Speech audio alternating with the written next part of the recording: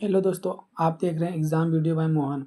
हम semester 4 major 7 economics का important question देखेंगे जो कि पक्का आएगा ही आएगा, जो कि बेस्ड होता है क्रैमर रूल्स पे। तो दोस्तों, आप लोग चैनल को सब्सक्राइब कर लें ताकि वीडियो आप तक पहुंचे और हम भी मोटिवेट हों ताकि आप तक वीडियो ऐसा लेके आएँ। क्या है दोस्तों, देखते हैं। सॉल्व करना थोड़ा अपने से, मतलब कि प्लस माइनस का ध्यान देना है, बाकी आप कोशिश करोगे तो हो जाएगा। ठीक है, क्वेश्चंस क्या बोलते हैं देखते हैं। Solve the following system equation using Cramer rule. ठीक है, to find the equilibrium level of income. Income को यहाँ पे वाई से डिनोट किया है, कंजम्पशन को यहाँ पे सी से डिनोट किया है और टैक्स को टी से। ठीक है, बस यही टर्म्स में हमको सजाना है, वाई सी टी। हमें तीन वेरिएबल मिल चुका है, वाई सी टी। ठीक है, एकदम ध्यान रखना, वाई सी टी तीन वेरिएबल है, यही टर्म्स में हम सजाएंगे। तो क्वेश्चन को आप ध्यान से समझेंगे।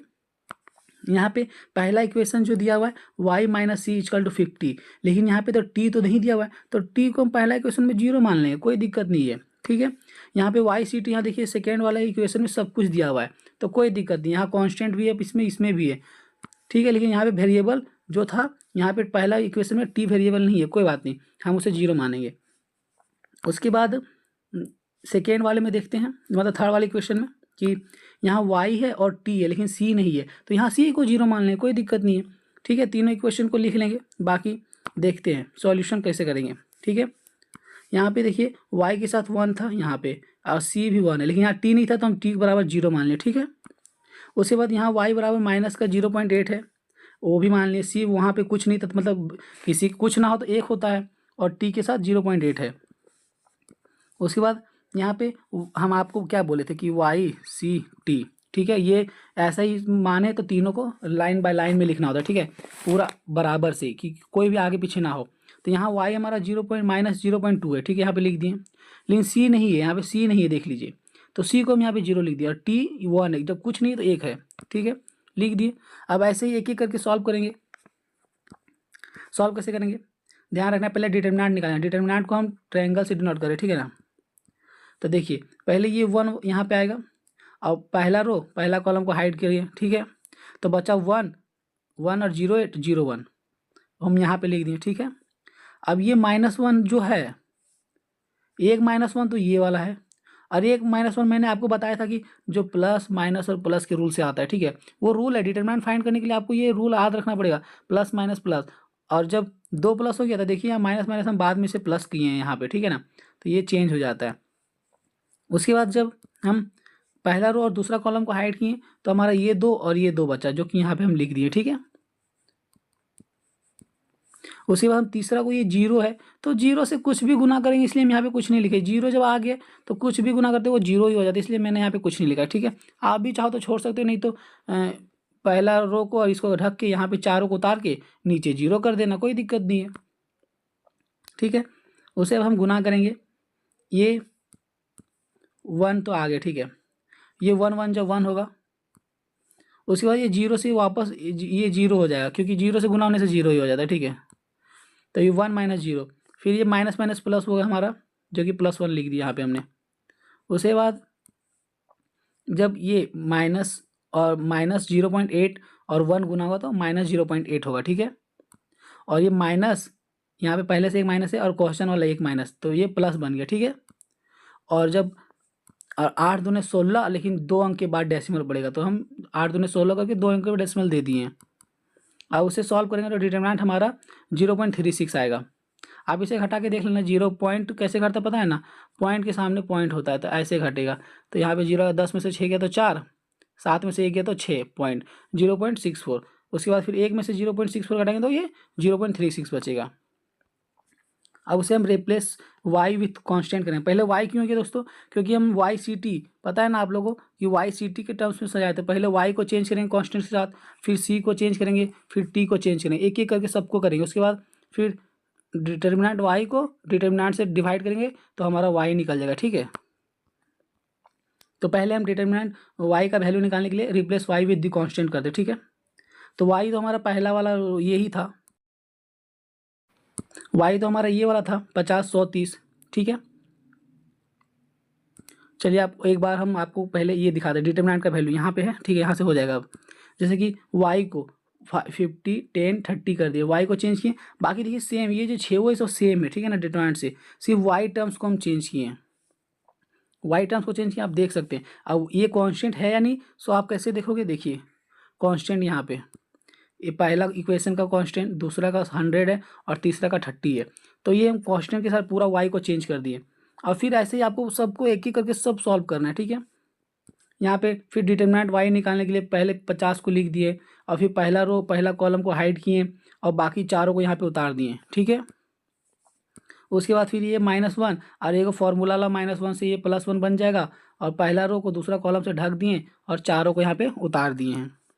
अब जब फिर यहाँ पे भी देखिए 0 आ गया है, तो ये 0 से हमको कोई मायने नहीं रखता, 0 बन जाएगा। आप चाहो तो पहला रो को और तीसरा कॉलम को ढक के उतार के यहाँ पे, उसके बाद यहाँ पे 0 कर देना, ठीक है।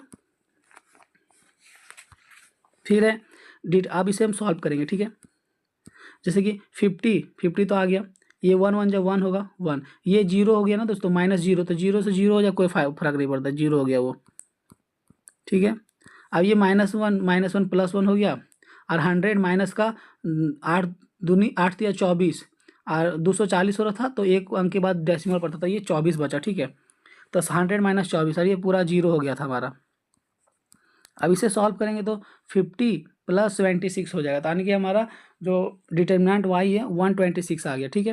अब हम इसी तरह डिटर्मिनेंट y फिर c निकालेंगे, कंजप्शन, फिर टैक्स निकालेंगे, ठीक है। और उसके बाद क्या किए, replace c with the constant, replace c with the constant.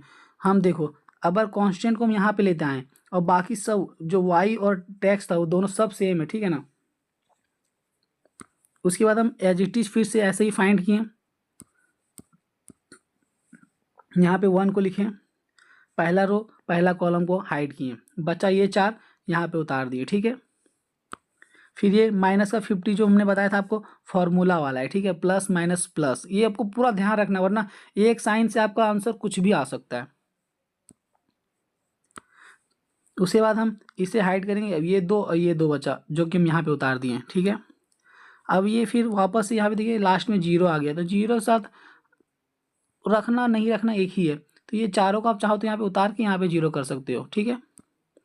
अब इसे हम सॉल्व करेंगे, एक तो आ गया, पहले हम डिटरमिनेंट के अंदर को करते हैं, 2 × 2 वाला को, ठीक है। ये 100 × 1 100 हो गया, ठीक है। अब माइनस ये फॉर्मूला वाला है, और 8 तिया 24, 240 तो हो रहा है, ठीक है, क्योंकि एक 0 ये वाला, उसके बाद पॉइंट एक डेसिमल के बाद बैठेगा, तो हम सीधा 24 लिखेंगे इसको, ठीक है, 24। ये -50 तो वापस आ गया, अब माइनस का 0.8 × 1 वो सेम ही होगा, ठीक है। और ये वाला एक माइनस और एक फॉर्मूला वाला माइनस, ये यहाँ प्लस बन जाएगा, ठीक है।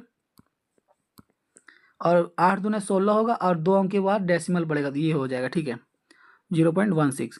अब इसे सॉल्व करेंगे तो 76 और 50 × 64, और 64 × 5 = 320 होता है दोस्तों, और 2 अंक 64 × 5 = 320, और 2 0 हो जाएगा, तो 32 इसका आंसर आ जाएगा, गुना करके आप देख लेना, तो ये 108 निकल जाएगा हमारा, क्या यहाँ सी निकल जाएगा, ठीक है, कंजम्पशन। इसी तरह अब replace T with the constant करेंगे, अब पूरा टी टर्म्स को हम ना चेंज कर देंगे कांस्टेंट के साथ, और बाकी ये हमारा डिटरमिनेंट वाला सेम उतारेंगे। फिर ऐसे ही सॉल्व करेंगे कि 1 को पहला रो पहला कॉलम ये चारों को उतार दिए, फिर ये -1 एक ठो है, और एक फॉर्मूला वाला -1 से यहाँ पे +1 बन जाएगा, तो क्या करते हैं, इसे ढक दे, फिर ये दो यहाँ पे आ जाएगा चारों, फिर इसको हाइड 50 को लिखें, और ये चारों को यहाँ पे लिख दिए, ठीक है ना। उसके बाद इसे सॉल्व करेंगे हम, 1 ये वाला है, और 30, और ये 0 से गुना होगा तो 0, इसलिए हम यहाँ पे सिर्फ 30 हुआ है, ठीक है।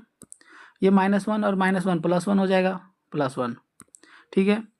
8 या 24, और ये 30 के बाद 0, और एक और के बाद यहाँ पे 24 हो जाएगा, लेकिन साइन देखिए माइनस का, क्यों, क्योंकि यहाँ पे 8 के पास माइनस है, इसलिए -24 हुआ, ठीक है। उसके बाद ये माइनस का 02 और 100 200 होगा, और हमारा एक अंक के बाद डेसिमल आएगा, तो ये 20 हो जाएगा, लेकिन ये क्वेश्चन का एक जो हमारा फॉर्मूला में होता है माइनस, और एक यहाँ पे दिया हुआ माइनस, तो ये हमारा ये प्लस बन जाएगा यहाँ पे, ठीक है। उसके बाद ऐसे ही यहाँ पे भी सॉल्व करेंगे, 50 के साथ तो ये जीरो से गुना होगा पहले, तो ये जीरो बन जाएगा और ये माइनस माइनस प्लस, ये फॉर्मूला वाला माइनस यहाँ पे रहता है, ये वाला माइनस माइनस माइनस प्लस हो जाएगा 0.2 के साथ। ठीक है, अब इसे सॉल्व करेंगे तो डेल्टा हमारा मतलब डिटर्मिनेंट टी जो है, डिटर्मिनेंट टी हमारा 36 निकल जाएगा। ठीक है, उसके बाद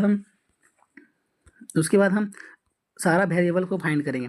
अब वेरिएबल को फाइंड कैसे करते हैं, यहाँ पे y जो हमारा y वेरिएबल निकाला तो उसका जो होता है डिटर्मिनेंट y बटा डिटर्मिनेंट। ठीक है, तो हमारा डिटर्मिनेंट y जो निकला था 1 to 6 निकला था। ठीक है, 1 to 6 निकला था, 1 to 6, और यहाँ पे 0.3 हमारा डिटर्मिनेंट निकला था। तो यहाँ से एक पॉइंट हटेगा, ऊपर जीरो आएगा, तो 3 4 जा 12 और 3 2 जा 6 और जीरो, यानी कि हमारा y बराबर 420 आएगा। ठीक है, इसी तरह हम सी को भी सॉल्व करेंगे। सी हमारा 108 आया था।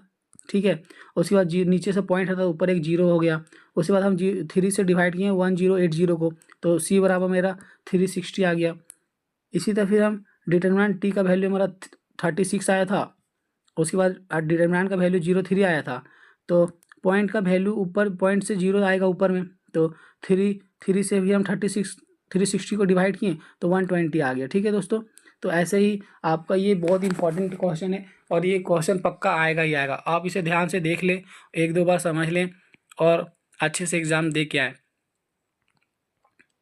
और चैनल को सब्सक्राइब कर ले। आप लोग सब्सक्राइब नहीं किए हो, सब्सक्राइब कर ले ताकि आप तक वीडियो पहुंच सके। धन्यवाद।